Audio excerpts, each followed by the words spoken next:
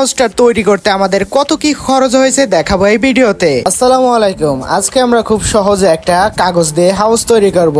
এর জন্য আমি প্রথমে চলে যাচ্ছি বাজারে কাগজ কিনতে। এই তো আমি প্রায় দোকানে চলে আসছি। এরপর আমি দোকানের মধ্যে গিয়ে দেখছিলাম আমরা কোন কাগজটা নেব। এরপর দোকানের ভিতরে একটা কাগজ দেখতে পারি, আমরা আমাদের হাউস বানানোর জন্য এই কাগজটা নেব। এরপর দোকানদার আমাদের খুব সুন্দর করে মাপ দিয়ে দিচ্ছিল। আমরা 5 গজ কাগজ নিচ্ছি।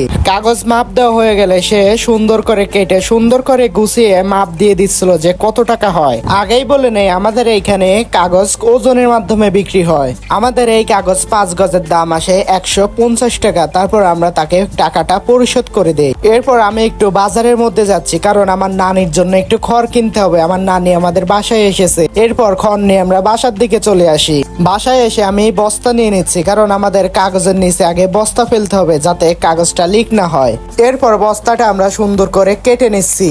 বস্তা কাটা হয়ে গেলে বস্তাগুলো আমরা হাউজের চারপাশে সুন্দর করে লাগিয়ে দেই। এরপর সুই সুতা লাগিয়ে সুন্দর করে বস্তাগুলো সেলাই করে দেই। বস্তা সেলাই করা হয়ে গেলে এরপর আমরা সুন্দর করে কাগজটা বিছিয়ে নেই হাউজে। কাগজ বসানোর জন্য আমরা অবশ্যই একটু পানি ব্যবহার করব, তা না হলে কাগজগুলো সুন্দর করে বসানো যাবে না। তো সুন্দর করে আমরা পানি দিয়ে কাগজ বসিয়ে নেই। এরপর আমি হাউসটা পানি দিয়ে ফুল ভরাট করে ফেলি। এই তো আমাদের হাউস বানানো কমপ্লিট। হাউসটা দেখতে কতটা সুন্দর লাগছে। হাউসের উপর দিয়ে আমরা একটা টিন দিয়ে দেই যাতে পানি গরম না হয়। এইটা করতে আমাদের মোট খরচ হয়েছে 150 টাকা এবং পাশের ছোট্ট হাউসটা করতে খরচ হয়েছিল 60 টাকা। আজকের ভিডিও এই পর্যন্তই। আল্লাহ হাফেজ।